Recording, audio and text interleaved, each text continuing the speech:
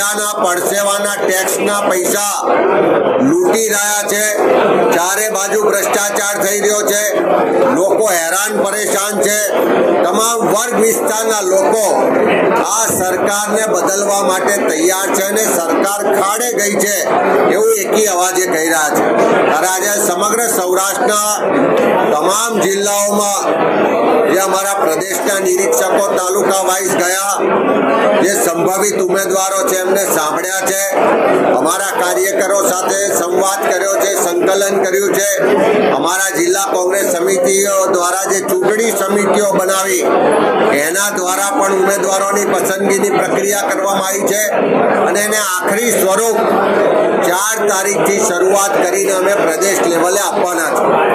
પ્રદેશ ચૂંટણી સમિતિની બેઠક 4 તારીખથી શરૂઆત કરશે। એક શહેર, એક જિલ્લાના જે પણ અભિપ્રાયો આવ્યા છે, જે પણ ઉમેદવારોની પેનલો બની છે એની પર વિસ્તૃત ચર્ચા કરી અને અમારા પ્રભારી શ્રીઓની ઉપસ્થિતિમાં એને આખરી સ્વરૂપ આપવામાં આવશે અને 5મી તારીખથી તબક્કાવાર ઉમેદવારોની યાદી જાહેર કરવામાં આવશે। સર્વપ્રથમ મહાનગરપાલિકાના ઉમેદવારોની યાદીઓથી અમે શરૂઆત કરીશું અને તબક્કાવાર આખા ગુજરાતની લગભગ જે 10,000 બેઠકો પર ચૂંટણીઓ થવાની એ તમામ બેઠકો પર ઉમેદવારોની જાહેરાત થશે।